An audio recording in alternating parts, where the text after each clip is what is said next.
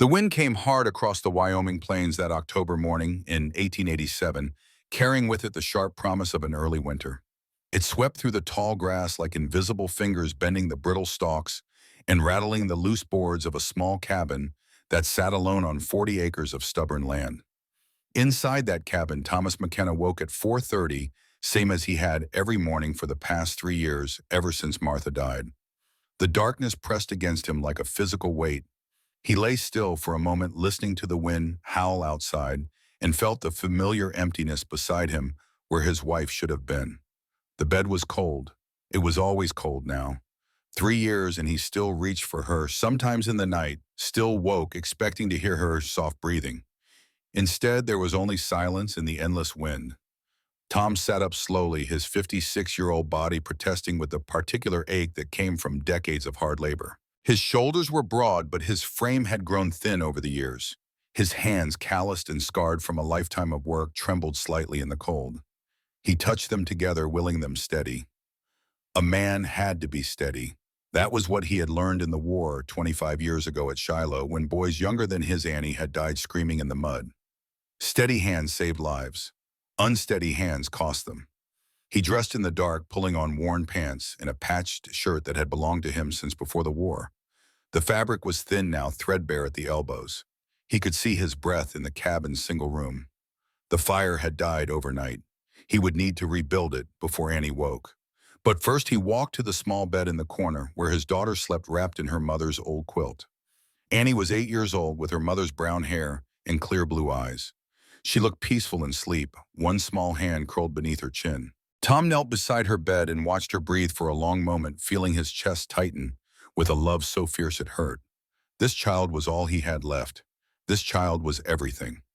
He stood and moved quietly to the table where his ledger sat open to the last page. The numbers stared back at him like accusations. $125 owed to the bank in Laramie. 3 weeks to pay it. He had $14.30 to his name.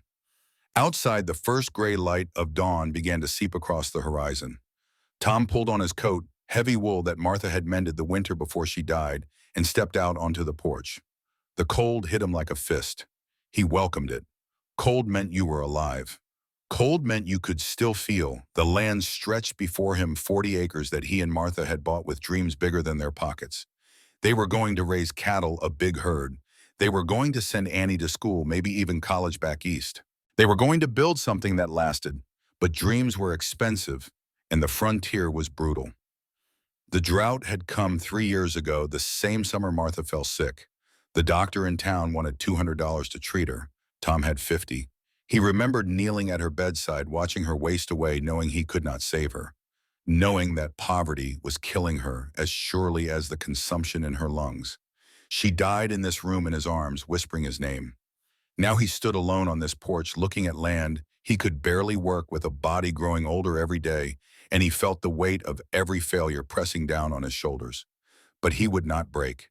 He had promised Martha with her last breath that he would take care of Annie. He would keep that promise or die trying. Tom walked to the small corral where his 2 horses stood. One was a gray mare, old and tired. The other was Ulysses, named after General Grant, the horse Tom had bought after the war with his mustering out pay. Ulysses was 20 years old now, his muzzle white with age, but his eyes were still clear and his step was still sure. Tom stroked the horse's neck and felt the animal lean into his touch. Everything Tom loved grew old or died. That was the pattern of his life. He checked the chickens next, only 3 left. Something a fox probably had gotten into the coop last month and killed half the flock. He had repaired the fence, but it was a patch job. Everything on this property was a patch job now. The well pump stuck when you worked it. The garden had withered despite his best efforts. The roof leaked in 2 places. He needed $15 for lumber to fix the corral fence properly. He had no $15. He had barely enough to feed Annie for another 2 months. Winter was coming. He could smell it on the wind. Tom returned to the cabin and built up the fire, watching the flames catch and grow. He put on water for coffee, though he had only enough grounds for 3 more pots. When the coffee was ready, he poured himself a cup and sat at the table staring at the ledger again. Annie stirred in her bed and sat up, rubbing her eyes. She looked at him and smiled, and for a moment the weight lifted. "Morning, Pa," she said softly. Morning, sweetheart. You sleep well. I dreamed about Mama. Annie climbed out of bed and came to sit beside him, still wrapped in the quilt. She was in the garden planting flowers. She looked happy. Tom put his arm around his daughter and pulled her close. Your mama loved flowers. Pa, can I go to school this year? The question hit him harder than any punch he had ever taken in the war. The school was 15 miles away in town. It cost money for supplies, for clothes decent enough that the other children would not mock her. Money he did not have. Maybe next year, Annie girl, I promise. It was a lie. He knew it was a lie. She probably knew it too, but she nodded and rested her head against his shoulder, and they sat together in the firelight, a father and daughter alone against the world. After breakfast, thin porridge with no sugar, Tom prepared to check the rabbit snares along the creek. It was their best hope for meat. The snares had been empty for 3 days now, but hope was cheaper than ammunition, and he needed every bullet he had. He took down his rifle from above the door, a Springfield from the war, and checked the load. The metal was cold and familiar in his hands. He had killed 23 men with this rifle, most of them at distance, some close enough to see their faces. He did not think about them often anymore. The war was a lifetime ago, but sometimes in the quiet moments he remembered the sound of it. The screaming, the smell of blood and powder smoke. The way boys became corpses in the span of a heartbeat. He had survived when better men had not. He had come home when thousands had not. And for what? To watch his wife die of a preventable illness, to raise his daughter in poverty, to fail at the one thing that mattered. Pa, I want to come with you, Annie said, standing at the door. No, sweetheart, you stay here. Keep the fire going. I will be back before noon. Pa, you taught me that McKennas do not hide when there is work to be done. Tom looked at his daughter, so small and so brave, and felt his throat tighten. She was right. He had taught her that, but he had also failed to teach her that sometimes courage meant knowing when to stay safe. All right, he said finally, but you stay close to me. And if I say run, you understand? Yes, Papa.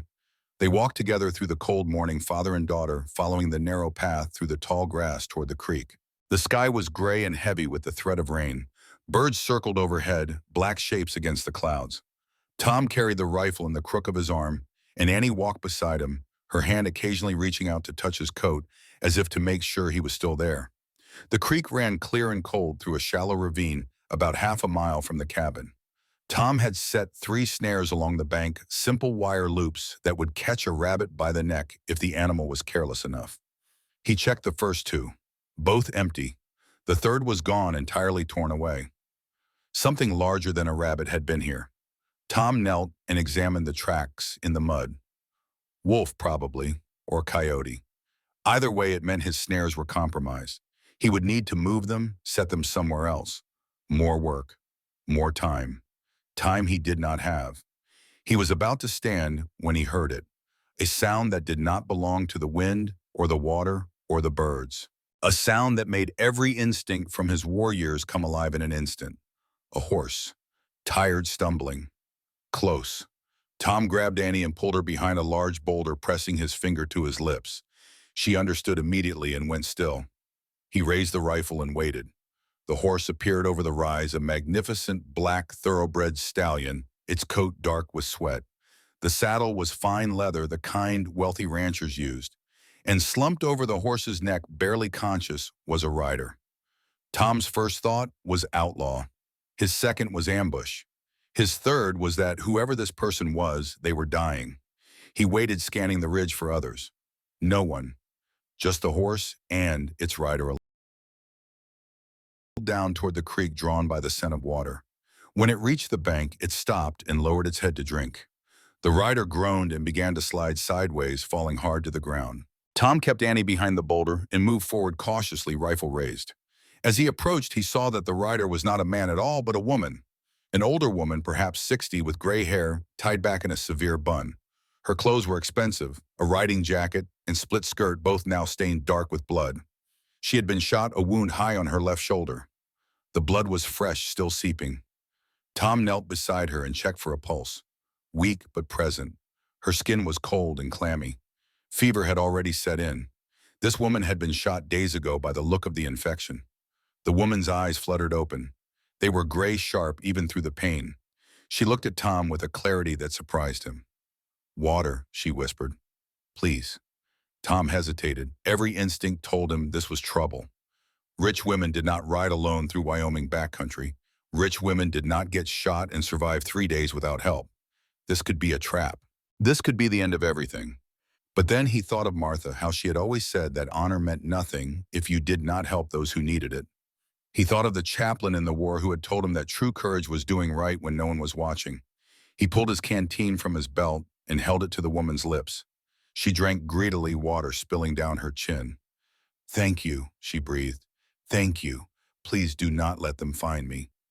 "Who is looking for you?" "My brother." The words came out, broken, weak.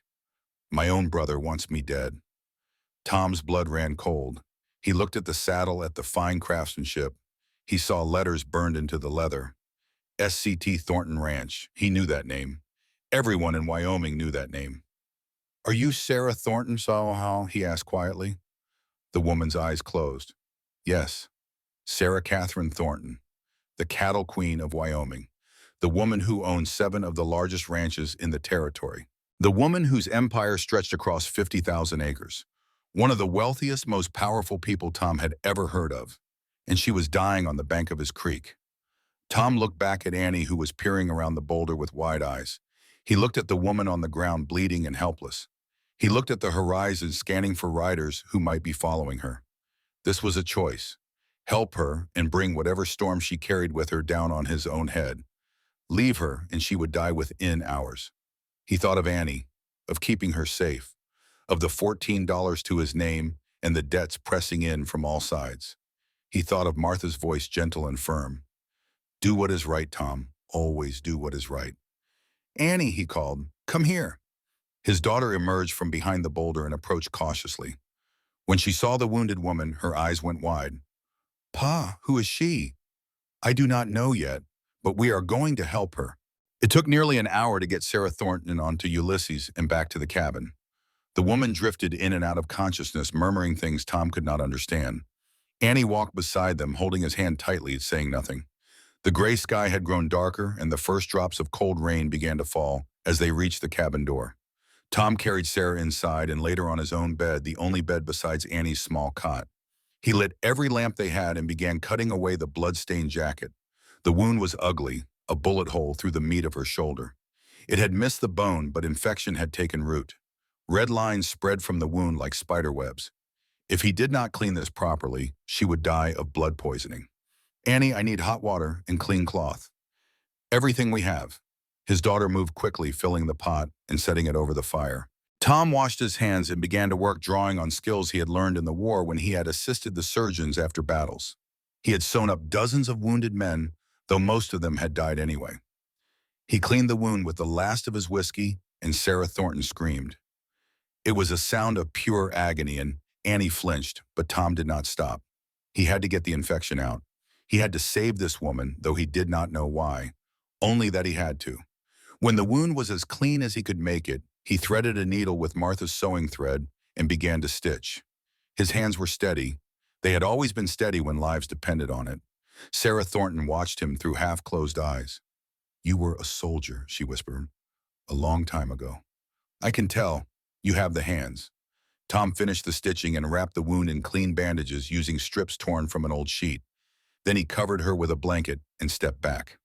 "You will live," he said, "if the fever does not take you." Sarah closed her eyes. "What is your name?" "Thomas McKenna. This is my daughter Annie." "McKenna." Sarah's voice was fading. "I will remember." She drifted into sleep, her breathing shallow but steady. Tom stood by the bed for a long moment watching her. Then he turned to Annie. "We need to be ready. The people who shot her might come looking." "Pa, why would someone shoot her?" "I do not know yet, sweetheart, but we are going to find out." As night fell over the Wyoming plains, Tom sat by the fire with his rifle across his knees, listening. Sarah Thornton lay fevered in his bed, murmuring in her delirium. Annie slept on her cot, exhausted from the day, and outside the wind howled and the rain fell, and Tom McKenna wondered what storm he had just invited into his life. He did not have to wonder long. Near midnight, he heard the sound of horses, multiple horses moving slowly. He rose silently and moved to the window, peering out into the darkness.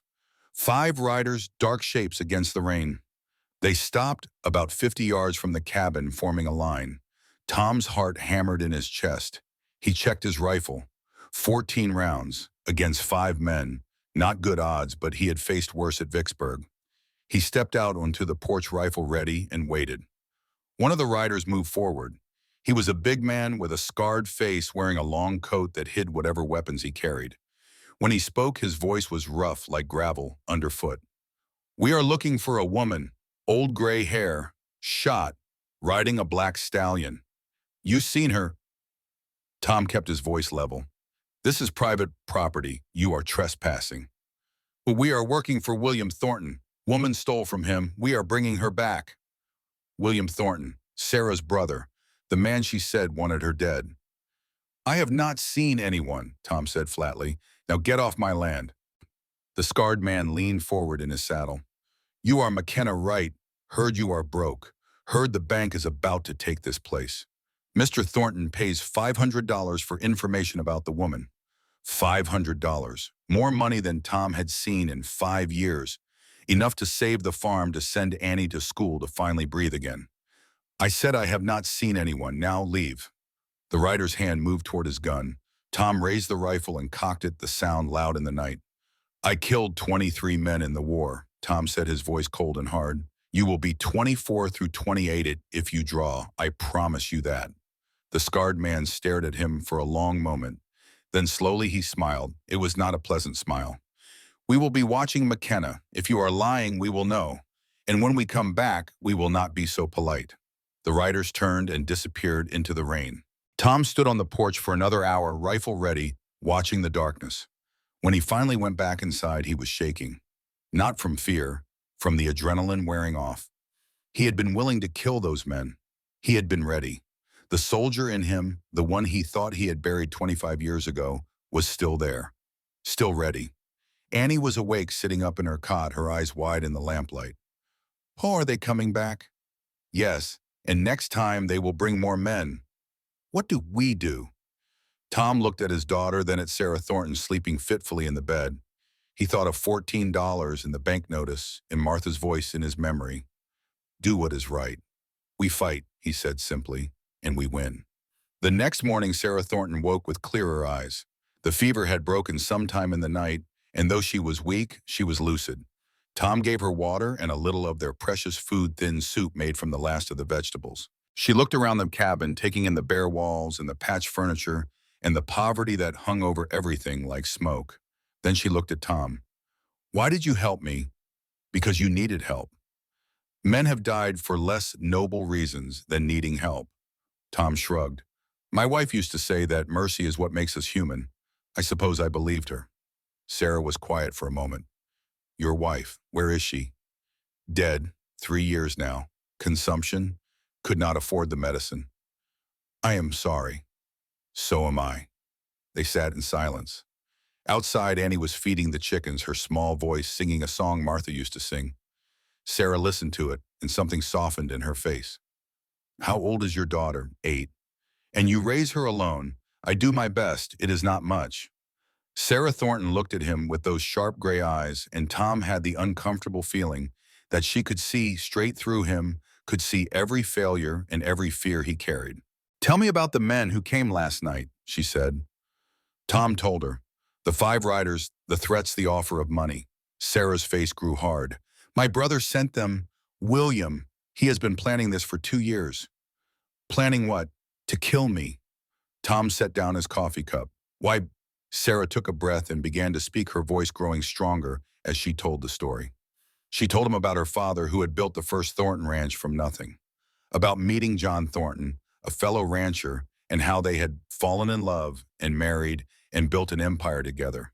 About how, when her father died, he had left everything to her, not her brother William, because he knew William was weak and greedy. She told him about the 15 years since John died in a stampede, and how she had run the 7 ranches alone, managing 10,000 head of cattle and hundreds of cowboys. How she had built schools for the workers' children and paid fair wages and treated her people like human beings instead of tools. And she told him about William. how he had always resented her, how he had demanded money, and when she refused, he had begun stealing.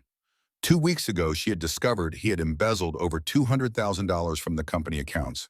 Money he owed to railroad tycoons back east, money he had gambled away, money spent on a lifestyle he could not afford. I was going to disinherit him, Sarah said. Report him to the marshals. He could not allow that. So he hired 3 men from Kansas. Killers. They ambushed me while I was riding the North Pasture. You were alone. I always ride alone. It was foolish. I know that now. She touched her bandaged shoulder. I shot one of them, wounded the others. My horse panicked and ran. I have been running for 3 days. Tom listened to all of this, and with each word, the weight grew heavier. This was not just a wounded stranger. This was a war between titans, and he had just stepped into the middle of it. Why did you run here? He asked. Why not go to the marshals in town? Sarah's laugh was bitter. William owns the sheriff, owns the judge, owns the bank. He has been preparing for this for years, making alliances, buying loyalty. If I rode into town, I would be arrested on some false charge before I could tell my story. Then what were you planning to do? I do not know. I was dying. I thought I would find somewhere quiet to die with dignity. She looked at him. Then you found me instead. They were quiet for a long time. Tom could hear Annie outside talking to the chickens in that way children do, as if the animals could understand. He thought about what Sarah had told him, about murder and embezzlement and a brother willing to kill his own sister for money. It was evil, plain and simple. The kind of evil he had seen in the war when men killed for power and called it necessity. I am going to die here, Sarah said quietly. This wound, the infection, I can feel it. Even with your care, I have days at most. Tom wanted to argue, but he knew she was right. He had seen enough death to recognize it when it came calling. Then we will make you comfortable, he said. I want you to do something for me first. What? Sarah pushed herself up in the bed, wincing with the effort. She looked at Tom with an intensity that made him uncomfortable. I have no children, no husband. When I die, William will claim everything. He will destroy what John and I built. He will sell the land to the railroads, fire the cowboys, exploit everyone he can. Everything we worked for will be gone. I am sorry. Do not be sorry. Help me stop him. Tom shook his head. Mrs. Thornton, I am nobody.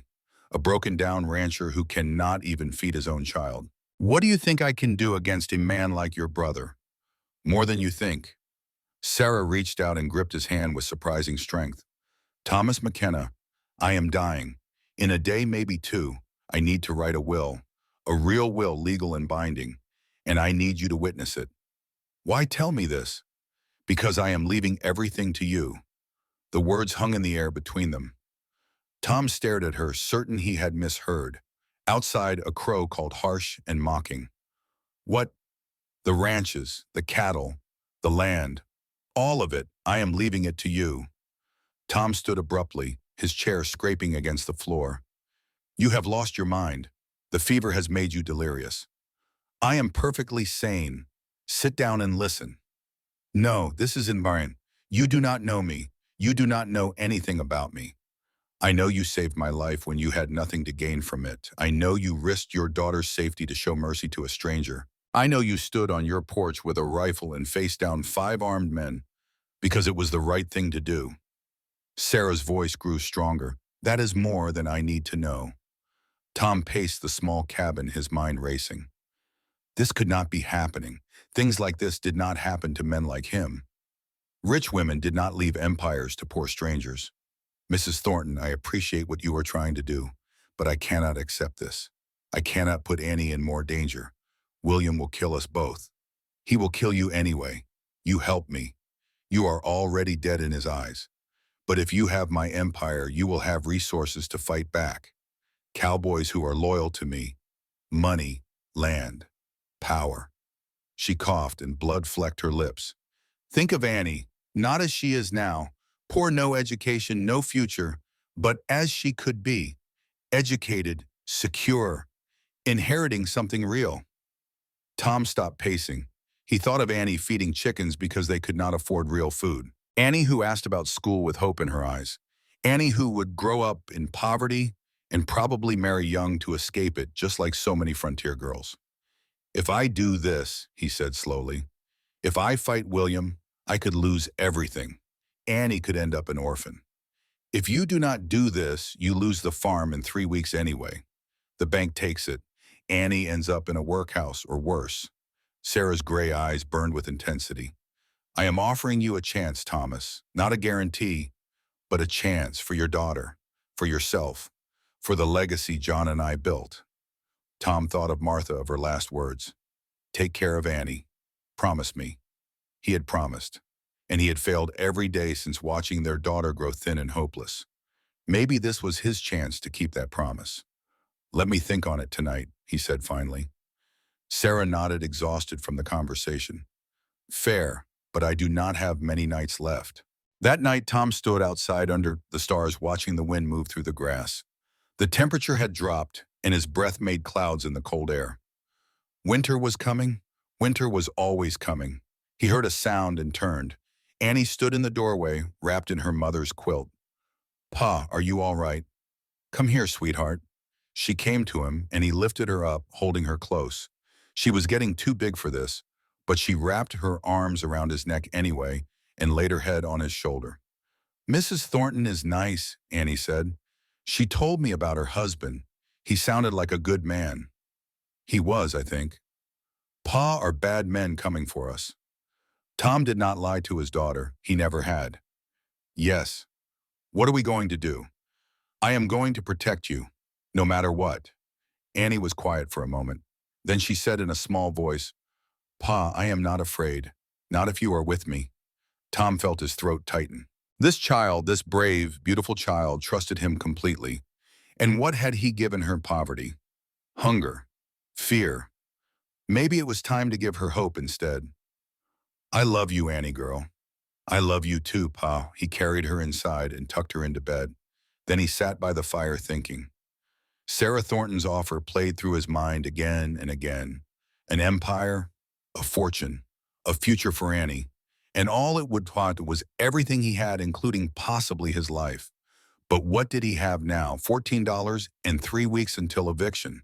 That was not a life. That was just slow dying. Martha's voice came to him, clear as if she were sitting beside him. When chance comes, Tom, you take it. For our daughter. He made his decision. The next morning, Sarah was worse. The fever had returned in the night, spiking high. Her skin was hot to the touch, and her breathing came in short-labored gasps. Tom knew what it meant. She was dying. Today, probably. He knelt beside the bed. Mrs. Thornton, Sarah, I will do it. I will take your empire. I will fight your brother. For Annie, and because you are right, someone has to stop him. Sarah's eyes opened, focusing on him with effort.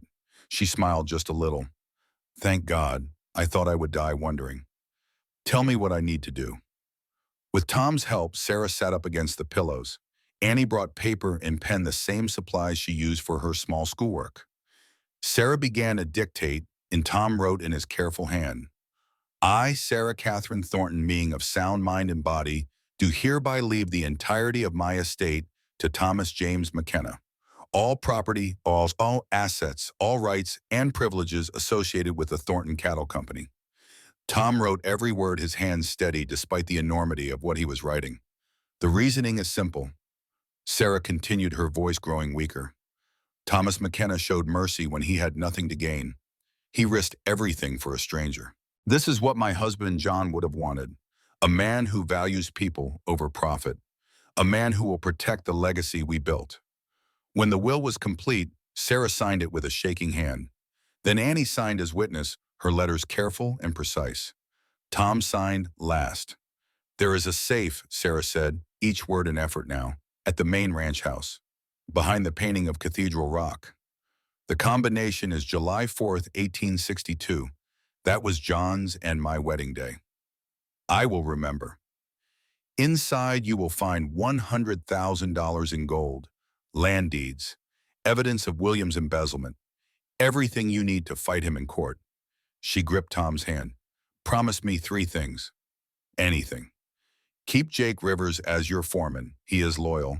He knows every cowboy, every detail. You will need him. I promise. Do not sell the land to the railroads. William wanted to, but these ranches are for working men, not corporations. Keep them open. I will. And Thomas, teach Annie to be strong. Like my mother taught me. Women like us are the future. Tom's voice broke. I promise, all three. Sarah looked toward the window where the sun was rising, painting the sky golden pink. John, she whispered, I am coming home. Tell father I did good. Her hand went slack in Tom's grip. Sarah Catherine Thornton, the cattle queen of Wyoming, was dead. Tom closed her eyes gently and sat back. Annie stood beside him, tears running down her face. Tom pulled his daughter close and they mourned together for a woman they had known only 2 days, but who had changed their lives forever. After a while, Tom stood. There was work to be done. He wrapped Sarah's body in their cleanest blanket, treating her with the respect she deserved. Then he turned to Annie. We have to take her to town, report her death, file the will before William knows. Pa, you said the sheriff works for William. He does. That is why we have to be fast and smart. And Tom loaded his rifle and his pistol. He saddled both horses and carefully secured Sarah's body onto her black stallion. Then he helped Annie onto Ulysses. As they prepared to leave, Tom noticed something. Fresh tracks in the mud near the property line. Someone had been watching during the night. Stay close to me, he told Annie. If anyone shoots you, lay flat on the horse and ride for town. Do not stop. Do not look back. You understand? Annie's face was pale, but she nodded. Yes, Pa. They rode toward Laramie under a gray sky, leading Sarah Thornton's horse behind them. It was 10 miles of open country, and Tom felt exposed every moment of it. His hand stayed near his rifle. His eyes scanned the horizon constantly. They passed other ranchers who stopped to stare. News would travel fast. Sarah Thornton dead, being brought in by Tom McKenna, the nobody from the failing farm. When they reached town, a crowd had already gathered. People pressed close, whispering, pointing. Tom ignored them all and rode straight to the courthouse. Sheriff Davies was there, a thick man with calculating eyes. He looked at the body and then at Tom with barely disguised hostility. McKenna, strange that you would be the one to find her. I found her shot near my property. I brought her straight here. Convenient. Not convenient, just what happened. Tom swung down from his horse, helping Annie dismount. I need to file paperwork at the land office. The sheriff's eyes narrowed. What paperwork? That is between me and the land office. Tom walked past him, Annie at his side. The land office was a small building beside the courthouse. Inside, a clerk named Benjamin Ashford looked up from his desk. Mr. McKenna, Tom placed the will on the desk. I need to file this, immediately. Ashford read it, and his face went pale. Mr. McKenna, this is extraordinary. This is Mrs. Thornton's entire estate. I know what it is. Is it legal? It appears to be. Properly witnessed, signed, dated. Ashford looked up at him. But this will cause a war. William Thornton will never accept this. That is his problem. File it. The clerk hesitated, then nodded. He stamped the document with the official seal and entered it into the record book. October 17th, 1887, 11:42 in the morning. The door slammed open. William Thornton stood in the doorway and Tom got his first look at the man who wanted him dead. William was 58 with silver hair and coal blue eyes. He wore an expensive suit and 3 men flanked him, all armed. Behind them stood a younger man, weak-chinned and nervous. William's son Tom guessed. I heard my sister is dead, William said, his voice like ice. And I hear you are claiming she left everything to you. Tom met his gaze without flinching. Not claiming, she did. Legal will properly filed. You are a con man, a nobody trying to steal from a grieving family. Your sister was running from you. Shot by your hired killers. The crowd outside had pressed close to the windows. Every word was being heard by dozens of witnesses. William's face flushed red. Careful, McKenna. Slander has consequences. So does murder. William stepped closer and Tom could smell expensive cologne, and underneath it, the scent of something rotten. I am contesting this will. My sister was clearly delirious from her injuries. No court will honor it. She was clear-minded. I have witnesses. An 8-year-old child. William laughed. A judge will laugh you out of court. Then let a judge decide. William's son Robert started to speak, but William cut him off with a sharp gesture. Then William turned back to Tom and his voice dropped to something low and dangerous. Listen to me carefully, McKenna. You have 24 hours. Sign over that will to me, and I will give you $10,000 cash. More money than you will ever see in your miserable life. Not for sale. Then you have made an enemy of the most powerful man in Wyoming. Accidents happen on the frontier, McKenna, especially to men with daughters. The threat hung in the air. Tom felt every muscle in his body tense. He had killed men in the war for less. His hand moved toward his gun. You threaten my daughter again. Tom said, his voice cold and flat, and the sheriff will not find enough of you to bury. They stood face to face, two men on the edge of violence. The clerk backed away. Annie grabbed Tom's coat. The room held its breath. Then Sheriff Davies pushed into the office. Gentlemen, this is the land office, not a saloon. Separate now. William straightened his suit, but his eyes never left Tom's face.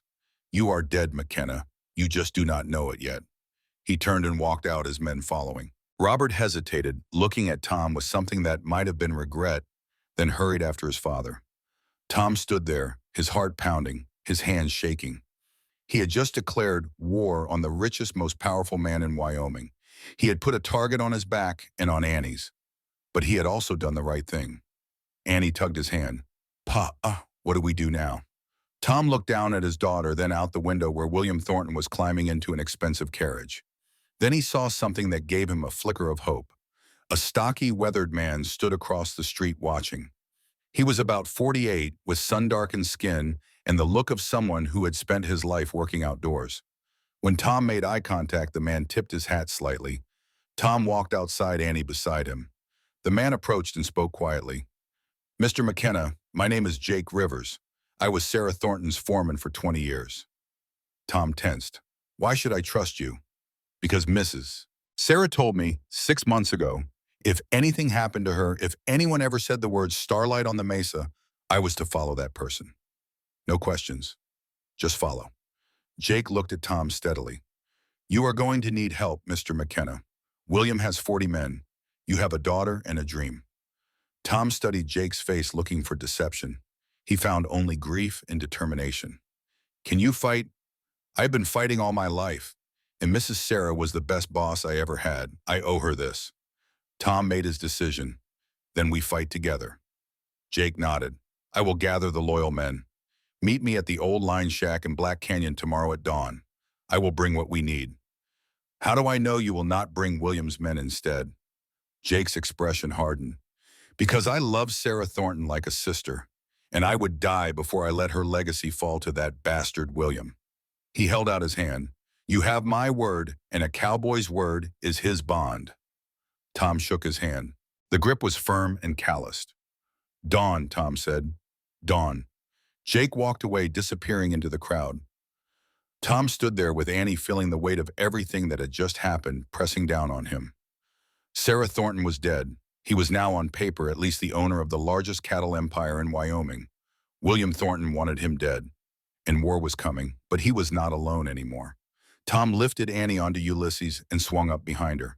As they rode out of town, he could feel eyes watching them from every window. News was spreading like wildfire. By nightfall, everyone in the territory would know. The poor rancher and the cattle empire, the nobody who inherited everything.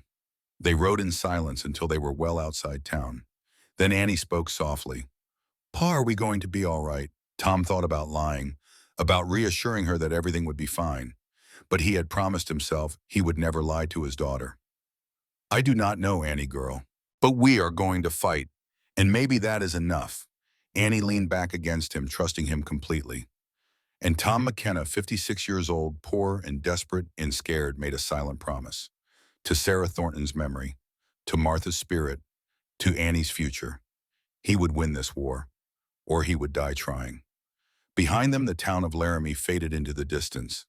Ahead lay Black Canyon, where allies waited. And beyond that, the Thornton ranches, the empire he now owned but did not control. The first battle was over. Tom had survived, but the war was just beginning. Dawn came cold and sharp to Black Canyon, painting the rocky walls in shades of gray and gold. Tom McKenna stood at the entrance to the old line shack, a weathered structure built into the canyon wall decades ago and abandoned when better shelters were raised closer to water. Annie slept inside on a bedroll Jake Rivers had provided, wrapped in blankets that smelled of horse and leather and hard work. Tom had not slept at all. He watched the canyon entrance, rifle in hand, as the sun climbed higher. Jake had said dawn. It was past dawn now. Tom felt the familiar tightness in his chest, the wartime paranoia that whispered this was an ambush, that he had trusted the wrong man, that he had just delivered himself and Annie into William Thornton's hands. Then he saw them. Riders emerging from the morning mist, coming single file through the narrow canyon entrance. Tom raised his rifle, then lowered it as he recognized Jake in the lead. Behind him rode 11 other men, all cowboys, by the look of them, all armed. Jake dismounted and walked to Tom with a tired smile. "Told you I would come." "You did, thank you." The other men tied their horses and gathered around. Tom studied their faces. They ranged in age from perhaps 20 to past 60, a mix of weathering and hard living. Their hands were calloused, their clothes worn but clean. These were working men, the kind Tom understood. Jake made quick introductions. There was old Henry, a grizzled veteran in his 60s with gray hair and fierce eyes. Mexican Pete, compact and solid, who spoke with a slight accent. The Morrison brothers, twins, who finished each other's sentences. Young Sam Lee, a Chinese cowboy with quick movements and a ready smile. Others whose names Tom tried to remember, knowing each man's loyalty might mean the difference between life and death. These men all worked for Mrs. Sarah, Jake explained. Some for 20 years, some for 5. But all of them owe her something. She was fair when nobody else was. She paid decent wages. She helped their families when times got hard. Old Henry stepped forward. "Mr. McKenna, I do not know you, but I knew Sarah Thornton. If she chose you, that is enough for me. I am in." One by one, the others echoed the sentiment. Tom felt something shift in his chest, some weight he had been carrying alone, beginning to distribute across broader shoulders. "Gentlemen, I will not lie to you," Tom said, addressing them all. "William Thornton will try to kill anyone who sides with your homes, your lives. This is war, plain and simple." "We know," Pete said quietly. "But Mrs. Sarah, she gave my familia a chance when drought killed our cattle. She loaned us money, did not even charge interest. When my wife was sick, Mrs. Sarah paid for the doctor herself." He met Tom's eyes. "I owe her this. We all do." Jake pulled out a rough map and spread it on a flat rock. "William controls the main ranch house now. He has maybe 40 men total, but we think only 15 are loyal to him. The rest are just working cowboys who do not know what is happening. If we can prove William murdered Sarah, most of them will turn." "How do we prove it?" Tom asked. "The safe Sarah told you about. Inside that safe is not just gold. There are ledgers showing William's embezzlement, letters between William and the Kansas killers, evidence that will hang him. The safe is in the main house, where William is right now." Jake nodded grimly. "Exactly. We need to get in, open that safe, and get out before William realizes what happened." "How many men guarding the house?" "At least 8, maybe 10. William's best gunmen." Tom studied the map, his military mind working through possibilities. The main house was a large Victorian structure, 2 stories, multiple entrances. But it was also a fortress when defended properly. A frontal assault would be suicide. "What about a distraction?" Tom asked. What kind of distraction? Tom thought for a moment, remembering tactics from the war. Something big enough to pull the guards away. Fire maybe, or stampede the horses in the corral. Create chaos, get in while they are dealing with it, get the evidence, get out. Old Henry grinned. "I like how this man thinks." They spent the morning planning. Jake drew detailed layouts of the main house showing where the guards typically positioned themselves, where Sarah's study was located, the best entrance and exit points. Pete and the Morrison brothers would create the distraction. Tom and Jake would infiltrate the house. Old Henry and the others would provide covering fire if needed and secure their escape route. It was not a perfect plan, but it was a plan. Annie emerged from the line shack, rubbing sleep from her eyes. She looked at the gathered men, and Tom saw her straighten her shoulders, trying to appear brave. "Pa, are these men helping us?" "They are." She walked to old Henry and looked up at him. "Thank you for helping my pa." Henry's weathered face softened. "Little miss, your pa is helping us. Mrs. Sarah was a good woman. We are just making sure her wishes get honored. As the sun climbed toward noon, the men checked weapons and prepared. Tom watched them work, saw the easy camaraderie, the efficiency of men who had worked together for years. They teased each other, shared jerky, and hardtack told stories that made each other laugh. It reminded Tom of his company in the war before Shiloh, when they had still been innocent enough to believe they would all survive. He was about to join them when he heard a sound that made his blood run cold. A single horse approaching fast. Every man grabbed his weapon.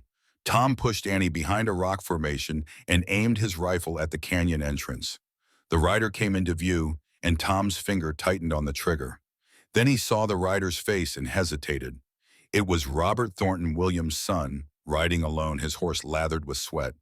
Robert's hands were raised, showing he was unarmed. "Do not shoot, please. I need to talk to McKenna." Jake and Pete had their rifles trained on him. Tom stepped forward, suspicious.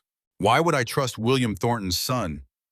Robert dismounted, stumbling slightly. Up close, Tom could see he had been crying. His face was pale, his eyes red-rimmed.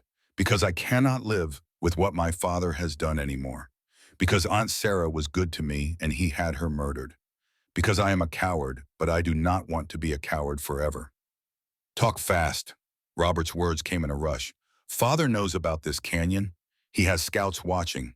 He knows McKenna is here, knows you are planning something, and he is planning something worse." "What?" "Tonight, he is sending 8 men here.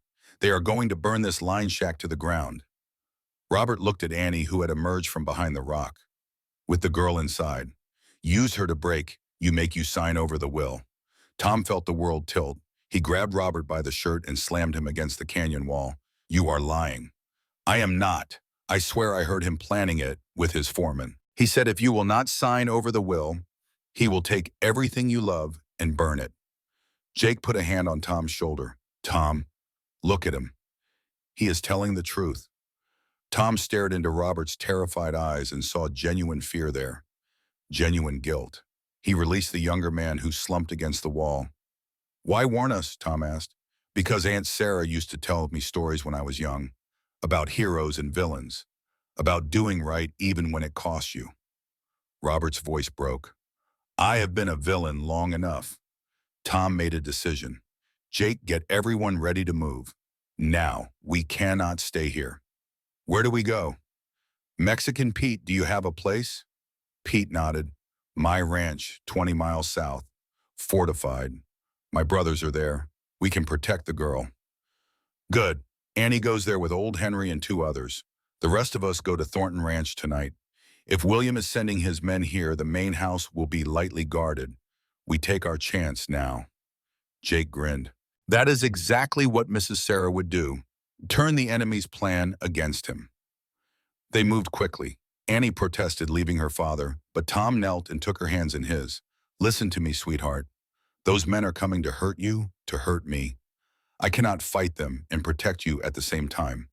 I need you to be brave. Go with old Henry. He will keep you safe." "Pa, what if you do not come back?" The question hit him like a bullet. He pulled her close, breathing in the scent of her hair, feeling her small heart beating against his chest. "Then old Henry will take you to your Aunt Clara in Denver. She will take care of you. You will have a good life." "I do not want a good life without you." "Annie." Tom pulled back and looked into her eyes. "You are the bravest person I know. Braver than any soldier I met in the war. I need you to be brave now. Can you do that for me?" She nodded, tears streaming down her face. "Yes, Pa. I will come back. I promise I will try my hardest to come back." Old Henry approached, his face grave. "Mr. McKenna, I will die before I let anything happen to her. You have my word." "I know. Thank you." They prepared to separate. Annie hugged Tom one more time, fierce and desperate.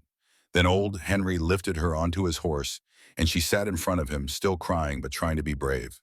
Tom watched them ride out of the canyon, Annie looking back over her shoulder until they disappeared from view.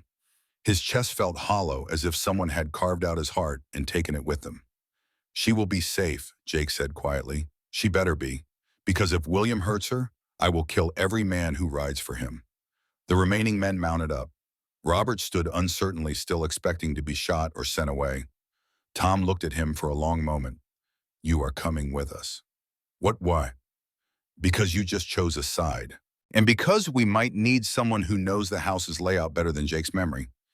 Get on a horse. They rode hard through the afternoon, circling wide to avoid William's scouts. Robert proved useful, pointing out places where sentries might be posted, suggesting routes that would keep them hidden. By nightfall, they had positioned themselves on a ridge overlooking the main Thornton ranch. The house was magnificent, even in the darkness, a testament to wealth and power. Light glowed in the windows.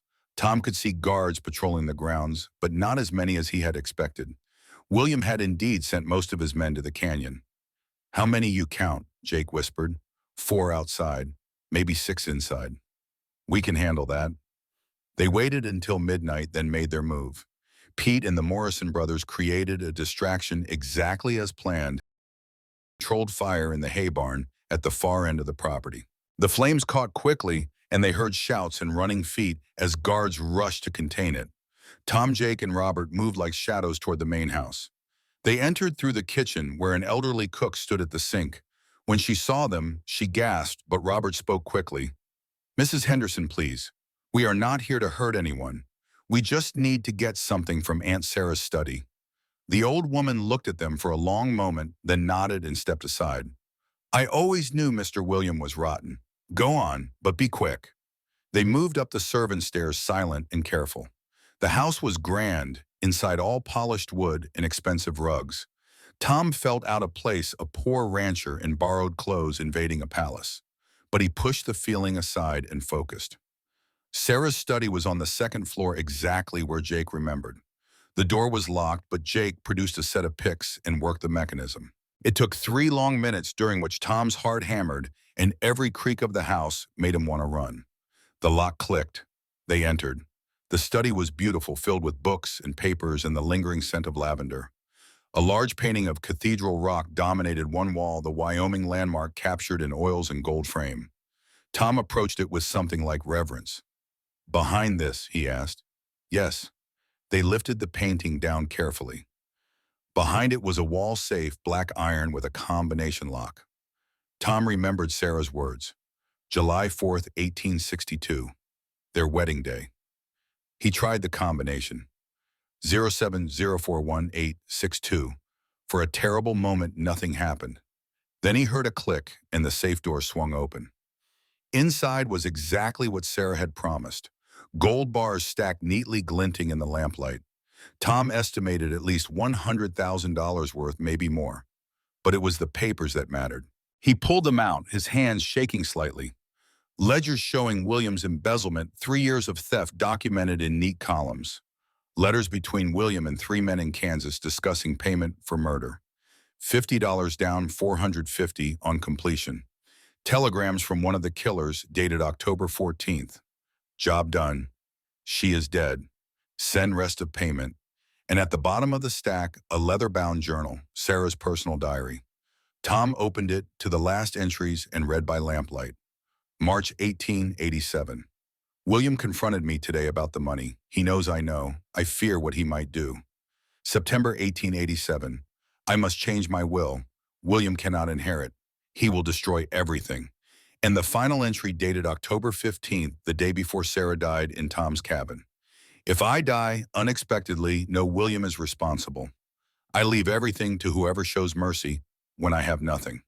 Tom McKenna showed mercy. He is worthy of this legacy. Tom's vision blurred. He blinked hard, surprised to find tears in his eyes. This woman, this incredible woman, had trusted him with everything. Had seen something in him he did not see in himself. We need to go, Jake urged. Guards could come back any moment. Tom gathered the papers and as much gold as they could carry in saddlebags. They were about to leave when they heard heavy footsteps in the hallway.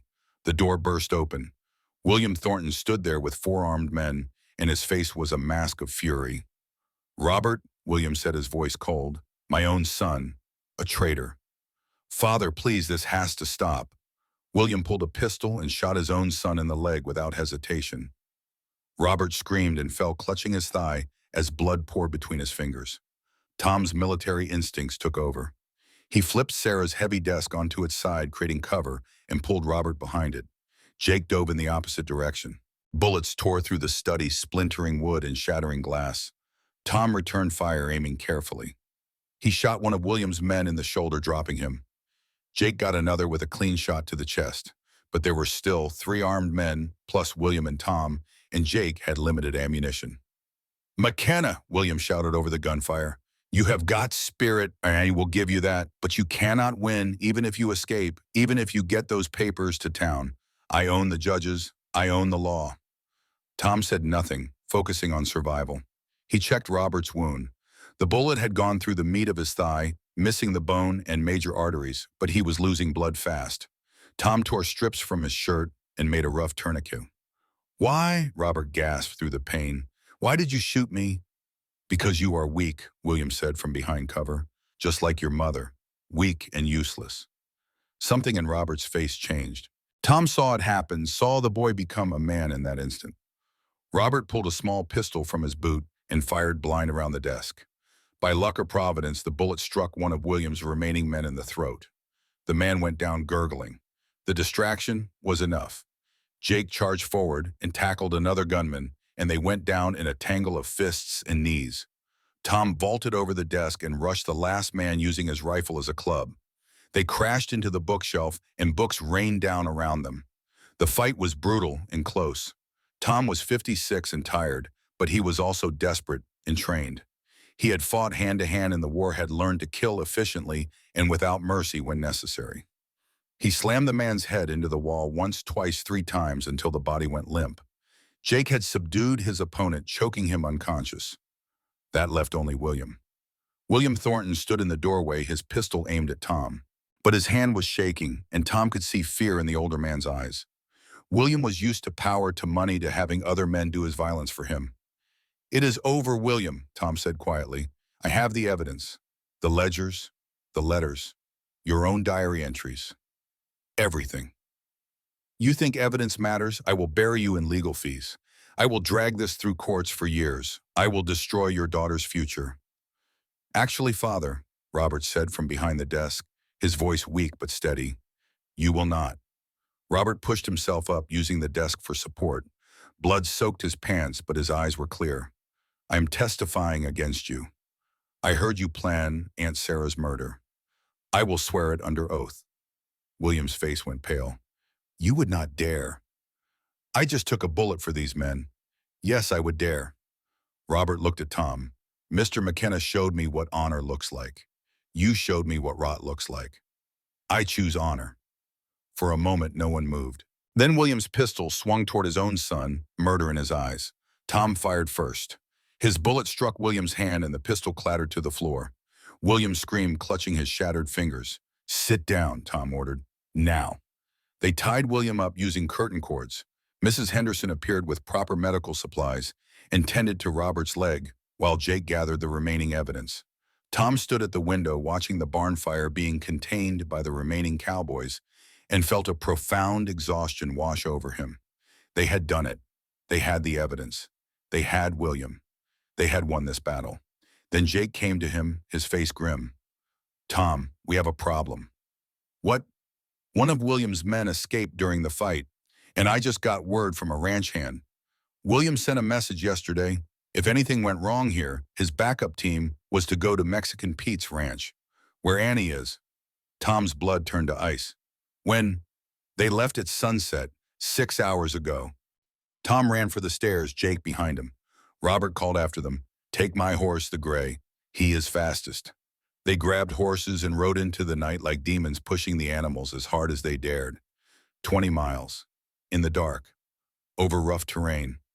Tom prayed harder than he had ever prayed, bargaining with God, with fate, with anything that would listen. "Take me. Take my life. Just let Annie be safe." They reached Pete's ranch at dawn to find chaos. The main house was intact, but bullet holes peppered the walls. 2 bodies lay in the yard, men Tom did not recognize. William's hired guns. Old Henry stood on the porch, his shirt soaked with blood. When he saw Tom, he smiled weakly. "We held them off. Annie is safe. She is inside." Tom dismounted and ran past him into the house. Annie sat at the kitchen table, wrapped in a blanket, her face pale but unhurt. When she saw her father, she leaped up and threw herself into his arms. Papa, you came back. Tom held his daughter and felt his knees weaken. He sank down, still holding her, and let himself shake with relief. I promised. I always keep my promises to you. Mr. Henry was so brave, Pa. He fought 4 men. He saved me. Tom looked up at old Henry, who had followed him inside. The old cowboy's face was gray with pain, and Tom saw now that the blood was from a gunshot wound in his side. Henry, sit down. We need to get you to a doctor.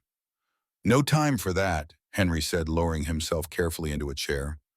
I am an old man, McKenna, 64, lived a full life, fought in 1 war already. Reckon fighting in this one is a fitting end. You are not dying. Maybe, maybe not, but I will tell you this. Henry's eyes were fierce. That little girl's the bravest thing I ever saw. When those men came, she did not scream or cry. She hid like you taught her and stayed quiet as a mouse. You raised her right. Pete appeared with whiskey and bandages. They cleaned and dressed Henry's wound, and Tom was relieved to see the bullet had passed through without hitting anything vital. The old cowboy would live, though he would need rest. As the sun rose, fully painting the ranch in gold light, Jake arrived with news. He had stopped at a neighboring ranch to send telegrams. Federal marshals were coming from Cheyenne, 2 days' ride. They would take custody of William and the evidence. But Jake also brought something else. A note delivered by one of William's remaining men, too frightened to stay loyal, but too cowardly to switch sides. Tom read it aloud. McKenna, this is not over. You have my brother. But you do not have the law yet. Meet me at Devil's Canyon at noon. Bring the evidence. I will bring your daughter's life in exchange. If you do not come, I will make sure you spend the rest of your life regretting it. William Thornton. Annie gasped. But Pa, I am here. I am safe. Tom realized the truth at the same moment Jake did. It is a bluff, Jake said. William does not know the raid on Pete's ranch failed. He thinks his men succeeded. He thinks he has leverage. Or, Tom said slowly, it is not a bluff at all. Maybe he has someone else. A hostage we do not know about.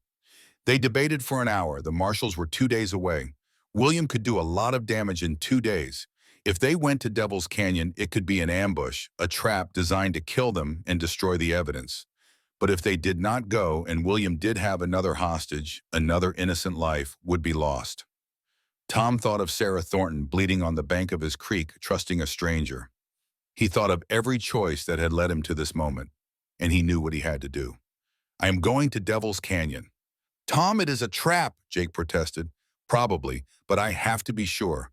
If there is any chance he has someone, I have to try away. Old Henry struggled to his feet. Then I am going with you. Henry, you are wounded, which means I have nothing left to lose. I'm going. Jake sighed. We are all going then, all of us who can ride. We face this together.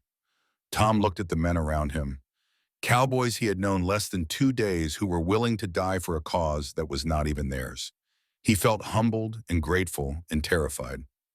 All right, but Annie stays here with Pete's brothers, fortified. No one gets near her. Pa, Annie said, please come back. I will do everything I can, sweetheart. Everything. They rode to Devil's Canyon with the sun high overhead. It was a harsh landscape, a narrow ravine with steep walls and one entrance. Perfect for an ambush. Tom counted 8 shapes on the canyon rim, rifles pointed down. In the center of the canyon floor stood a wooden post, and tied to it was a person. Tom's heart sank. It was not a bluff after all. But as they got closer, he realized something that made his blood boil. It was not a hostage William had captured. It was Robert Thornton, his own son, wounded leg and all, tied to a post and left as bait. That sick son of a bitch, Jake breathed. He is using his own boy as bait. Tom rode forward slowly, holding up the saddlebags containing the evidence.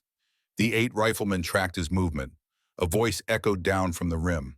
McKenna, throw down the papers. Then you and your men ride out. If you cooperate, the boy lives. If I cooperate, you will kill us all anyway, Tom shouted back. Maybe, but this way you have a chance. That is more than you deserve. Tom looked at Robert, slumped against the post. The young man's eyes were open, and he was shaking his head frantically, trying to tell Tom not to do it. Tom made his decision. He dismounted, walked forward with the saddlebags, and threw them at the base of the post. Then he started cutting Robert's ropes. "Pa, what are you doing?" It was Annie's voice. Tom spun around in horror. Annie sat on Ulysses at the canyon and entrance, and old Henry was slumped over his saddle beside her, unconscious or dead. "No," Tom whispered. "No, no, no." Annie had followed them. Brave, foolish, wonderful Annie had followed them, and now she was here in the line of fire. The riflemen on the rim began shooting. Bullets struck all around them. Tom grabbed Robert and Annie, both trying to shield them with his body. Jake and the other cowboys returned fire, but they were exposed and outgunned. Then from the canyon rim, a new sound. More gunfire, but from a different direction. Tom looked up and saw three of William's riflemen fall shot from behind. A figure appeared on the rim, rifle in hand. Robert Thornton, not the wounded one at the post. Another Robert, who Tom realized was shocked, was actually one of Pete's men dressed in Robert's clothes. The real Robert, wounded but functional, had climbed the canyon wall behind the ambushers and was now picking them off one by one. The distraction was enough. Tom swept Annie onto Ulysses and slapped the horse's flank, sending it charging out of the canyon. Jake and the others laid down, covering fire. Old Henry, who had been playing dead, suddenly sat up and shot two more ambushers with deadly accuracy. In the chaos, Tom reached the man tied to the post and cut him free. It was one of Sarah's old cowboys captured earlier and used as bait. The man staggered but could ride. They fought their way out of Devil's Canyon in a running battle that seemed to last forever, but was probably only minutes. Tom felt a bullet graze his shoulder, hot and sharp, but he did not stop.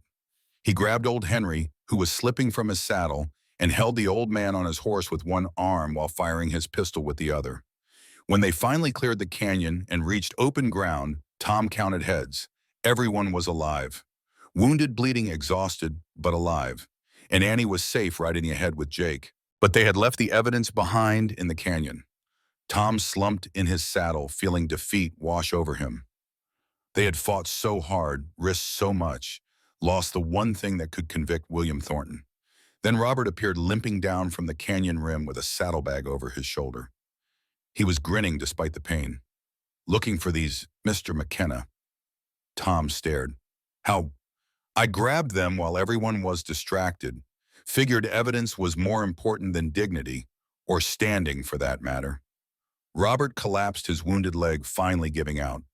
They made it back to Pete's ranch by nightfall, a ragged group of wounded men and one terrified but unharmed little girl. Old Henry's wound had reopened, and he was barely conscious. Robert had lost enough blood that his lips were pale. Tom's shoulder throbbed where the bullet had grazed him. But they had the evidence, and they were alive. That night, as Doc Wilson from town tended to the wounded, Tom sat with Annie on the porch and watched the stars. She was pressed against his side, and he had his arm around her, and neither of them spoke for a long time. Finally, Annie said, "Pa, I am sorry I followed you. I was scared you would not come back." "I am sorry too, sweetheart, for putting you in danger. For all of this." Who are we going to win? Tom thought about Sarah Thornton, who had given him this chance. About Jake and old Henry and Robert and all the others who had risked everything for a cause they believed in. About the evidence sitting in Pete's house, proof of murder and embezzlement and corruption. "Yes," he said, "we are going to win. We are going to take this to court, and we are going to let the whole territory see who William Thornton really is. And justice is going to be served. Promise?" "I promise, and I always keep my promises to you." 2 days later, the federal marshals arrived. They took custody of William Thornton, who was arrested on charges of conspiracy to commit murder, attempted murder, and embezzlement. They took the evidence, carefully documented everything, and set a trial date. Tom stood with Jake and watched William being loaded into a prison wagon, his hands shackled, his face twisted with rage. "This is not over, McKenna," William shouted. "I will fight this. I will tie you up in court for years." "Then we will see you in court," Tom said calmly. "Let a jury of working men decide between us." "I like those odds." As the wagon pulled away, taking William to jail in Cheyenne, Tom felt something he had not felt in years. Hope. Real solid hope that justice might actually prevail. Jake clapped him on the shoulder. 3 weeks until trial. We need to prepare, find witnesses, build our case." "I know, but first I need to do something else." "What?" Tom looked at Pete's ranch where Annie was helping Mrs. Pete cook dinner. He looked at the horizon where storm clouds gathered. He looked at his own calloused hands scarred from a lifetime of work and war. I need to thank every man who fought for us, and I need to make sure old Henry survives to see us win. The sun set over Wyoming, painting the sky in shades of red and gold. Tomorrow would bring new challenges. The trial, the fight for Sarah's legacy, the battle to prove that mercy and honor meant something in a world that valued money and power. But tonight, Tom McKenna sat with his daughter and his newfound allies and felt for the first time since Martha died that he was not alone. The war was not over, but the first battles were won, and Tom was ready for whatever came next. The 3 weeks before trial passed in a blur of preparation and tension. Tom McKenna had never been inside a courtroom except once 20 years ago, when he had been hauled before a judge for a bar fight after a drunk cowhand insulted Martha. The judge had given him a warning and sent him home. Tom remembered feeling small in that wood-paneled room, surrounded by men in expensive suits who spoke a language he did not understand. Now he was going back, but this time the stakes were not his freedom. They were everything. Sarah's legacy, Annie's future, the lives of every cowboy who had risked death to stand with him. Jake Rivers found him a small office in Laramie to use as headquarters. It was above a general store that smelled of coffee and tobacco. Tom spread the evidence across a battered desk and studied it by lamplight, trying to understand how to turn papers and ledgers into something a jury would believe. Jake brought him newspapers from across the territory. The story had spread like wildfire. Cattle Queen's last will mystery and murder in Wyoming, read one headline. Poor rancher inherits empire, brother arrested, read another. Some papers painted Tom as a hero. Others suggested he was a con man who had somehow manipulated a dying woman. The one that hurt most was from a Denver paper that called him an opportunist who saw a chance and took it regardless of family or law. Tom read it twice, feeling the words like punches, then crumpled the paper and threw it in the fire. Do not read them, Jake advised. People will believe what they want to believe. Let the trial speak for itself. But Tom could not stop reading. He needed to know what he was fighting against. The court of public opinion had already divided the territory. The wealthy ranchers sided with William, seeing Tom's inheritance as a dangerous precedent. If a stranger could inherit an empire over blood family, what did that mean for their own legacies? The working class sided with Tom. Sarah Thornton had been beloved by her employees, and the Cowboys spread word that she had chosen McKenna specifically because he embodied the values she cherished.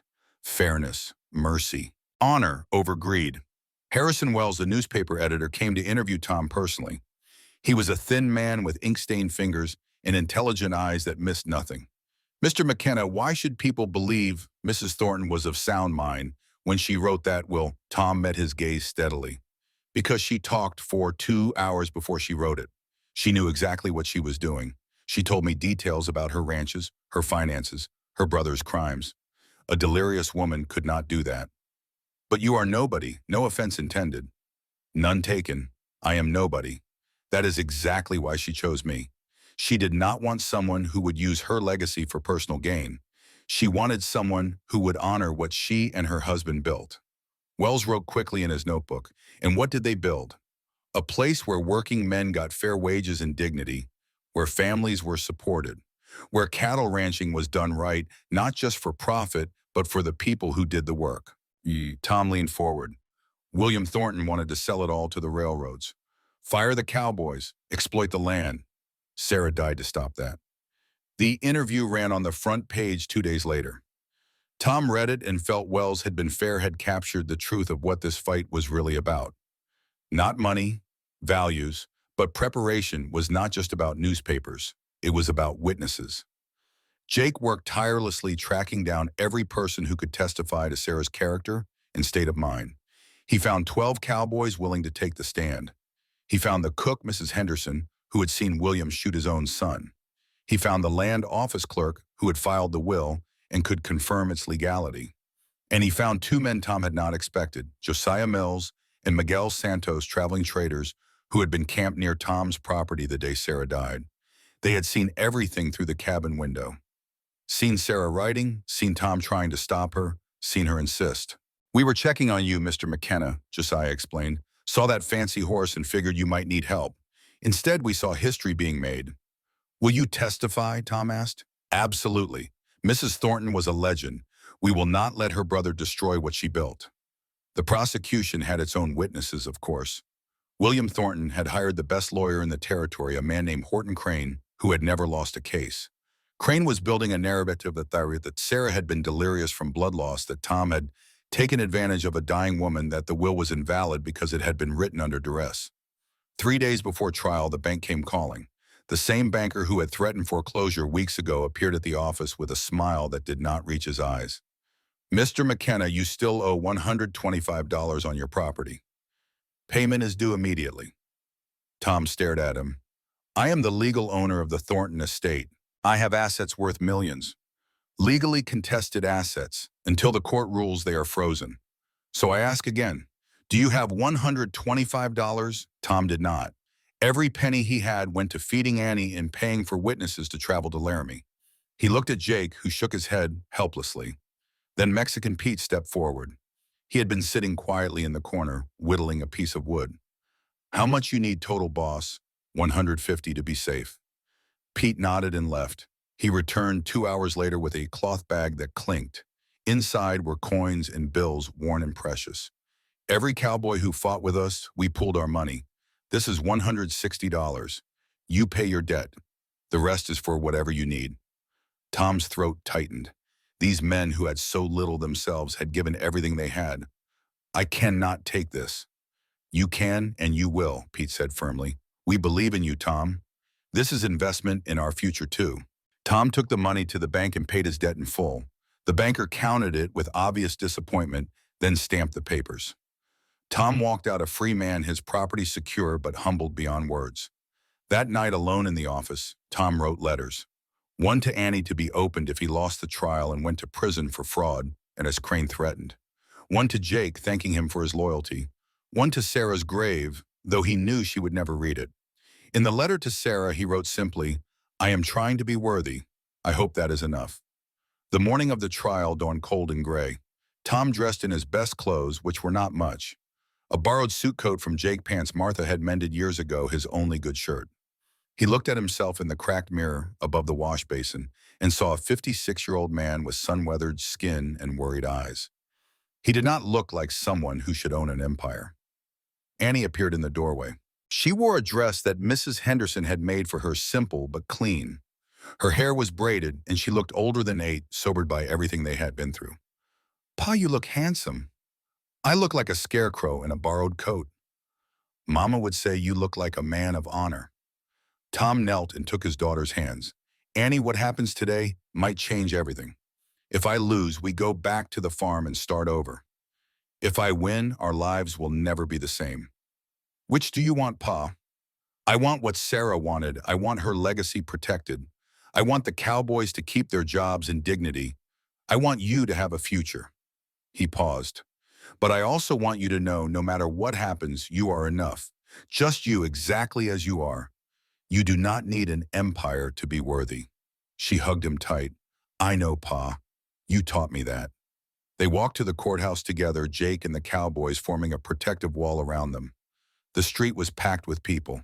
Tom saw faces he recognized, ranchers and townspeople, and faces he did not, curiosity seekers drawn by the spectacle. Some cheered, some jeered. Most just watched in silence. Inside, the courtroom was packed beyond capacity. People stood against the walls and crowded in the doorway. The air smelled of sweat and tobacco and tension. Tom took his seat at the defendant's table, Annie beside him. Across the aisle sat William Thornton, flanked by Horton Crane and 2 assistant lawyers. William looked older than Tom remembered, his silver hair thinner, his face gaunt from weeks in jail, but his eyes burned with hatred. Judge Morrison entered and everyone stood. The judge was 68, a Civil War veteran, like Tom, with steel gray hair and a face carved from granite. He had a reputation for fairness and an absolute intolerance for courtroom theatrics. "Be seated," Morrison said, his voice filling the room. "This is the case of the estate of Sarah Catherine Thornton, deceased. We are here to determine the validity of her last will and testament. Mr. Crane, you may begin." Horton Crane stood, and Tom immediately understood why the man had never lost a case. He was polished, eloquent, and utterly convincing. He spoke for 20 minutes, painting Sarah as a confused, dying woman and Tom as a calculating protagonist. Gentlemen of the jury, Crane said, his voice resonant and sure. This is a simple case of fraud. Thomas McKenna saw a wounded, wealthy woman and saw dollar signs. He isolated her from help, manipulated her in her weakest moment, and fabricated a will that insults the memory of one of Wyoming's greatest citizens. Crane gestured to William. Mr. William Thornton is not perfect. What man is, but he is family. He is blood. He helped build the Thornton empire alongside his sister. The idea that Sarah would leave everything to a stranger, a man in desperate debt with every motive to lie, is absurd. The evidence will show that Mrs. Baum severe blood loss and infection. In such a state, the mind cannot function properly. Any will written under such duress is invalid. And gentlemen, make no mistake. This will was written under duress, a dying woman alone in a cabin with an armed stranger and his child. What choice did she have? It was masterfully done. Tom watched the jury's faces and saw doubt creeping in. They were working men, true, but they were also men who understood the importance of family and tradition. The idea of an inheritance going to a stranger was radical, perhaps too radical. Then it was Tom's turn. He had no lawyer, no polished speech prepared. He stood slowly, feeling every eye in the courtroom on him, and spoke from the heart. I am not going to lie to you. I am not a fancy talker. I am a rancher, was a soldier, been poor most of my life. When Sarah Thornton came to my property, I did not know who she was. I just saw someone dying who needed help. Tom's voice was quiet, forcing the packed courtroom to lean in and listen. My wife died 3 years ago because I could not afford medicine. I have carried that failure every day since. When I found Mrs. Thornton, I could have left her. I could have taken her horse and saddle worth more than I earn in a year and let her die. No one would have known. But my wife taught me something. She taught me mercy is what makes us human. So I helped. And Sarah Thornton, in the last days of her life, talked to me, told me about her empire, about her brother's crimes, about what she wanted her legacy to be. Tom looked directly at the jury. She did not choose me because I am special. She chose me because I showed her that people still exist who value life over money. That is what she wanted for her empire. Someone who would protect it, use it right, keep it for the working men who built it. Mr. Crane says this is about family, but Sarah's family tried to murder her. I have witnesses. I have evidence. This trial is not about a will. It is about whether murder and greed will be rewarded or whether justice still means something in Wyoming. Tom sat down. The courtroom was silent. Judge Morrison studied him with unreadable eyes. Call your first witness, Mr. Crane. The prosecution called Dr. Stevens, the physician they had bribed. He testified about the effects of blood loss on mental capacity, painting Sarah as incapable of rational thought. But on cross-examination, Tom asked one simple question. Doctor, you never examined Mrs. Thornton before she died. Is that correct? That is correct. So everything you just said is speculation. Well, medically speaking, is it speculation or factum? Stevens hesitated. Speculation based on medical knowledge. So you are guessing. Tom let that hang in the air. Did Mr. William Thornton pay you to testify? I was compensated for my expertise. How much? $500. A murmur ran through the courtroom. Tom sat down satisfied. The jury looked skeptical now. Tom's first witness was Jake Rivers. Jake testified to Sarah's character, her fairness, her intelligence. He told the story of the code phrase "starlight on the mesa" and how Sarah had given it to him months before her death as insurance. She knew William was dangerous, Jake said. She prepared for the possibility that he would try something. She told me whoever said those words was her choice and I was to follow them. And Mr. McKenna said those words. Yes, sir, which means Mrs. Sarah chose him long before she ever met him. She chose the idea of him, someone who would show mercy. Crane's cross-examination tried to suggest Jake was lying for financial gain, but Jake's honesty was unshakable. The jury believed him. Tom could see it in their faces. Then Tom called Josiah Mills and Miguel Santos. They testified to watching through the cabin window, seeing Sarah write the will, hearing her insist when Tom tried to stop her. She was crying, Josiah said, but she was clear. She kept saying, "You are the kind of man John would have wanted. You are worthy." Mr. McKenna actually argued with her, said he could not take it. but she insisted. It was powerful testimony, and Crane could not shake it. These were independent witnesses with no stake in the outcome. But Crane had his own surprise. He called Sarah's personal physician from 6 months before her death. "Doctor, did you ever have concerns about Mrs. Thornton's mental state?" "I did, yes. She seemed increasingly paranoid in her final months, talking about conspiracies, about being watched." Tom's heart sank. But then the doctor continued. "Of course, given what we know now about her brother trying to kill her, she was not paranoid at all." She was right. The courtroom erupted in laughter. Even Judge Morrison smiled. Crane sat down red-faced. As the first day of trial ended, Tom felt cautiously hopeful. But he knew the hardest part was still coming. That night, Tom sat with Annie and Jake in the small office reviewing the plan for day 2. "Tomorrow I present the physical evidence," Tom said. "The ledgers, the letters, Sarah's journal. That is when everything will be decided." "And Robert," Jake reminded him. "Robert testifying against his father. That is the key." Tom nodded. Robert had recovered from his leg wound and was prepared to take the stand. It would destroy any remaining relationship with his father, but Robert had made his choice. Honor over blood. The second day of trial opened with Tom presenting the ledgers. He walked the jury through 3 years of embezzlement, showing them the numbers in black and white. $87,000 one year, $102,000 the next, $98,000 in the most recent year. Nearly $300,000 total, stolen from the company William was supposed to help manage. Then the letters. Correspondence between William and 3 men in Kansas. $50 down payment for a job, $450 on completion. Make it look like robbery. And a telegram from one of the killers dated October 14th, the day before Sarah arrived at Tom's cabin dying. "Job done. She is dead. Send rest of payment." The courtroom was silent as Tom read it aloud. He saw several jury members close their eyes, their faces grim. Then Tom presented Sarah's journal.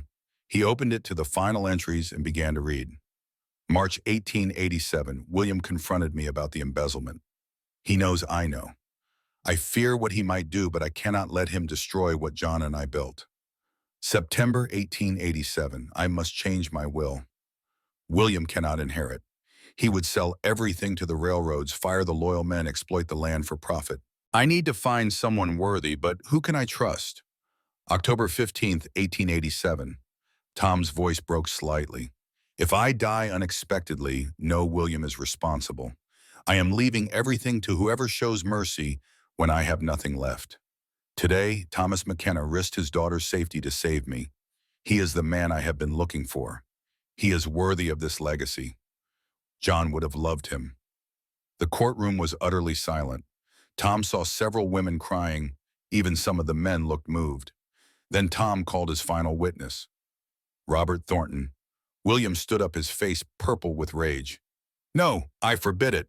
Judge Morrison's gavel cracked like thunder. "Mr. Thornton, sit down or you will be removed from this courtroom in chains." Robert took the stand, limping slightly from his wound. He looked at his father one last time, then turned to face Tom. "Mr. Thornton," Tom said gently, "tell the jury what you know." Robert's voice shook at first, then grew stronger. "I heard my father planning my aunt's murder. I was in the next room at our ranch house.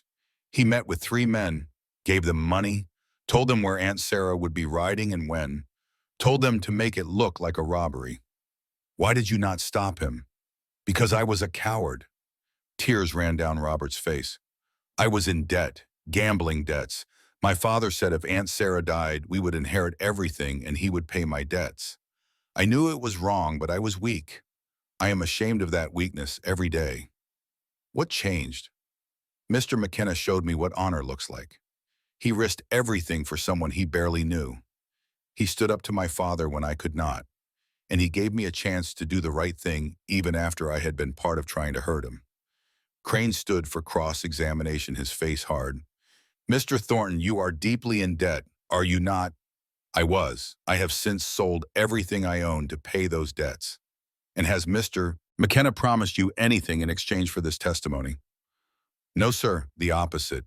He told me testifying would cost me everything. My family, my inheritance, my father's love. He was right. But some things matter more than money." Crane tried to break Robert, but the young man held firm. The jury watched him with visible respect. Here was a man who had chosen conscience over comfort. Then Crane made his mistake.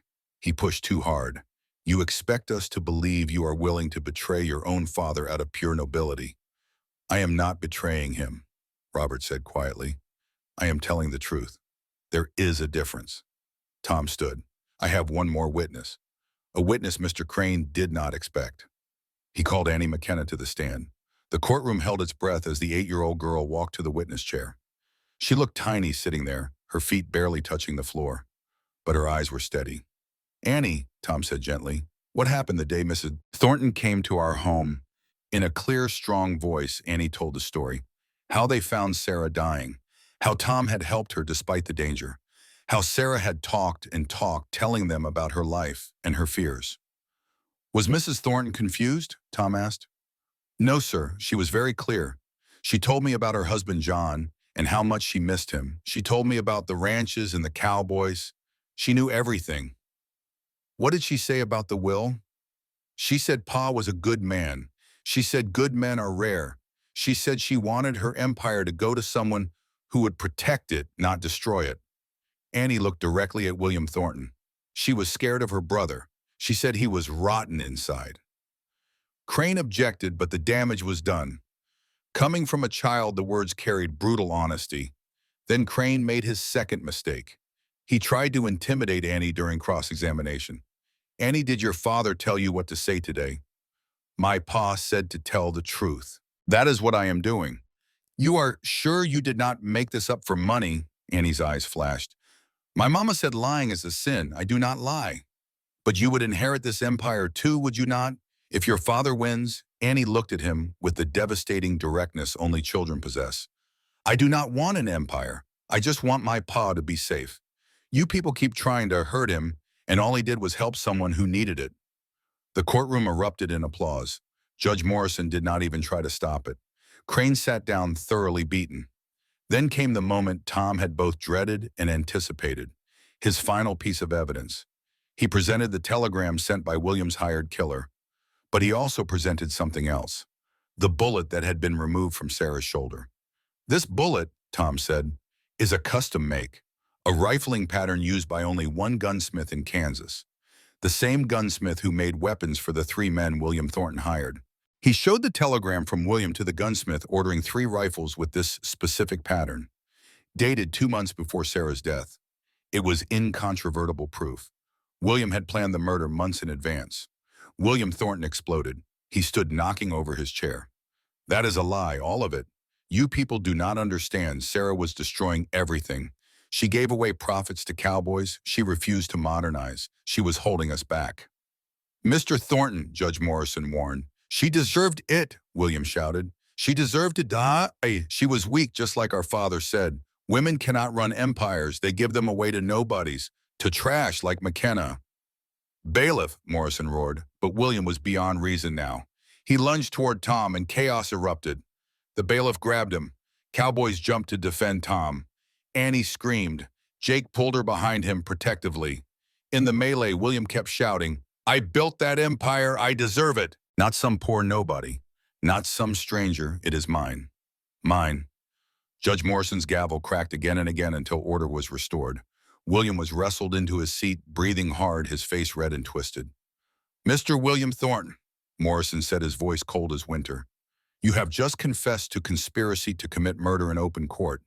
Bailiff placed him under arrest. Additional charges of murder in the first degree. William sagged, realizing what he had done. Crane put his head in his hands. The trial was over. Everyone knew it. But Morrison let it play out properly. Closing arguments were brief. Crane could barely speak, his case demolished by his own client. Tom simply reminded the jury that justice and mercy should win over greed and murder. The jury deliberated for 2 hours. Tom spent that time on the courthouse steps holding Annie and praying. When the bailiff called them back, Tom's heart hammered so hard he thought it might burst. The foreman, a blacksmith named Carter, stood. He was a big man with scarred hands and honest eyes. We, the jury, find in favor of Thomas McKenna. The will is valid. Furthermore, we recommend William Thornton face full prosecution for murder. The courtroom erupted. Cowboys threw their hats in the air. Women cried. Men cheered. Tom collapsed to his knees, overwhelmed. Annie threw her arms around him, and Jake pounded his back. Judge Morrison waited for silence. Furthermore, I am ordering immediate arrest of William Thornton on charges of conspiracy to commit murder and murder in the first degree. Bail denied. Trial to be scheduled within 2 months. William was led away in chains, still muttering about empires and betrayal. Robert watched his father go and wept, but Tom saw it was tears of relief, not sorrow. Outside the courthouse, a crowd had gathered. When Tom emerged with Annie, they cheered. Cowboys from Sarah's ranches, townspeople, farmers, people he had never met clapping and calling his name. Jake appeared at his elbow. "Boss, we need to get to the ranch. The cowboys are waiting to hear the news." "I am not your boss, Jake. We are partners. Tell that to the empire you just inherited."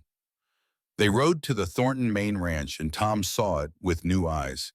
This magnificent property, these thousands of acres, this legacy built by Sarah and John Thornton. It was his now, his to protect, his to honor his responsibility.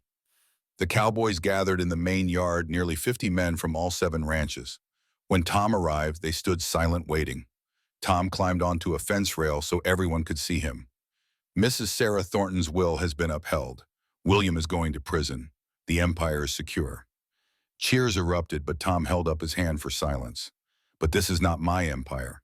It is ours. All of us. Sarah built this on fairness and respect. We are going to continue that.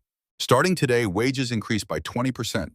We are establishing profit sharing so everyone benefits when we do well. We are building a school for your children, and we are creating a fund to help widows and families in need." The cheers now were deafening. Tom saw grown men crying. These cowboys had worked so hard for so little for so long. Finally, someone was giving them what they deserved. That night, Tom and Annie walked through the main house together. It was beautiful, filled with fine furniture and paintings and everything money could buy. But it felt cold. "Pa, do we have to live here?" Annie asked. "Would you rather stay at our cabin?" "Yes, this place is pretty, but it does not feel like home." Tom smiled. "Then we keep the cabin. This house is for business, for meetings. But home is where we choose it to be." They ended up sleeping in Sarah's old study that night because Annie wanted to be close to where Sarah had spent her time. Tom read to his daughter from Sarah's books until she fell asleep. Then he sat by the window looking out over the land he now owned and felt the weight of it. Weeks passed. William's murder trial was swift and decisive. The evidence was overwhelming. He was sentenced to life in prison. Robert testified again, his courage never wavering. When the verdict came down, Robert approached Tom outside the courthouse. "Mr. McKenna, I do not expect forgiveness, but I want you to know I am dedicating my life to making amends. If you would allow me to work for you in any capacity, I would be honored." Tom studied the young man, saw genuine remorse, genuine desire to be better. "How are you with numbers?" "Good, very good." "Then you are my accountant. I need someone I can trust to manage the finances, make sure every dollar is spent right. Can you do that?" Robert's face lit up. "Yes, sir, I will make you proud." And he did.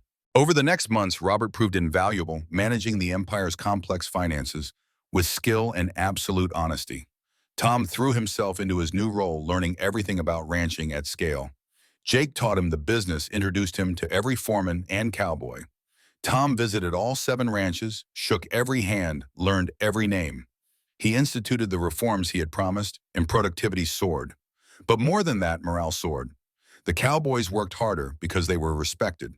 Families stayed because they were supported. The Thornton Cattle Company became the standard for how ranching should be done. Tom also funded projects Sarah had dreamed of. 3 schools across the territory, a hospital in Laramie named after Martha McKenna, a lending program for struggling homesteaders. He used the empire's wealth not for himself, but for the community. News spread. Other ranchers began adopting Tom's practices, realizing that treating workers well actually increased profits. Wyoming began to change slowly but surely. Annie thrived. Tom enrolled her in the best school in the territory with tutors for advanced subjects. She excelled, driven and brilliant, but she still insisted on spending weekends at the ranch learning the cattle business from Tom and Jake. She had her mother's kindness and her father's determination. 1 year after the trial, on the anniversary of Sarah's death, Tom held a memorial service. 300 people attended. Cowboys, townsfolk, families. Sarah had helped people. Tom had helped through Sarah's fund. Robert read from Sarah's journal entries about her love for John, her pride in what they had built, her hope that the legacy would continue with someone worthy. Tom gave a short speech, his voice catching with emotion. Sarah Thornton died in my arms a year ago. She was a stranger who became a friend in 2 days. She trusted me with her life's work. Every day since I have tried to honor that trust. She taught me that mercy is not weakness, that wealth is responsibility, that legacy is not what you leave behind, but how you treat people while you are here. To Sarah Catherine Thornton, the woman who changed Wyoming forever. To Sarah, the crowd echoed. After the service, Tom and Annie visited 3 graves on the property. Sarah's beside John's under a cottonwood tree. Old Henry's, who had survived his wounds, but died peacefully 6 months later at age 65, surrounded by friends. And a small marker Tom had placed for Martha moved from the lonely cabin to this beautiful spot. Thank you, Tom whispered to all 3, for teaching me courage. That evening, Tom sat on the porch of the main house with Jake and Annie watching the sunset paint the sky gold and crimson. Cowboys were bringing cattle in from the south pasture, their voices carrying on the wind. Somewhere a harmonica played and someone was singing. Pa, Annie said, are we happy now? Tom thought about it, about Martha's death and Sarah's sacrifice in the war they had fought, about the empire and the responsibility and the constant work, about Annie safe and thriving and full of future. Yes, he said. Yes, I think we are. Jake raised a cup of coffee and toast. To the most honest man in Wyoming. To Sarah, Tom countered, for seeing something in me I did not see in myself. They drank to that as the sun set on another day in the empire that Mercy built. Months turned into years. Tom grew into his role, no longer the uncertain rancher, but a confident leader. The Thornton Cattle Company prospered. Annie grew tall and smart and strong, her mother's daughter and her father's pride. Robert proved himself trustworthy again and again, managing money with integrity and building a relationship with Tom that was almost like father and son. The real father, not the one who had shot him and used him as bait. And throughout it all, Tom kept one practice. Every evening, no matter how busy, he would sit on that porch and watch the sunset and remember. Martha, Sarah, old Henry, all the people who had brought him to this moment. Because Tom McKenna, 57, now graying and weathered, but strong, understood something that William Thornton never had. Legacy was not about blood or money or power. Legacy was about mercy, about choosing right when it cost you everything, about protecting what others built and using it to lift up those who came after. He had been given a gift. Not the empire, though that was magnificent. The real gift was the chance to prove that honor still mattered in a world that often forgot it, that a poor man could be trusted with wealth. That character meant more than birth. Sarah had seen that in him, had bet everything on it, and Tom would spend the rest of his life proving her right. As the stars came out over Wyoming, Tom thought about the journey, from a failing cabin and $14 to the richest rancher in the territory, from desperate and broken to whole and purposeful, from alone to surrounded by people who believed in him. It had started with 1 cup of water given to a dying stranger. 1 moment of mercy when cruelty would have been easier, and it had changed everything. Tom smiled and pulled Annie close. Tomorrow would bring new challenges. The empire required constant attention, but tonight under stars that seemed close enough to touch, Tom McKenna knew peace. He had kept his promise to Martha. Annie had a future now bright and unlimited.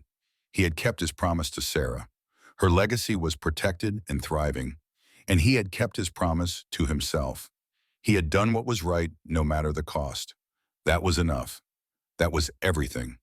The wind whispered through the grass, and somewhere in the darkness, a coyote called. But it was not a sound of threat anymore.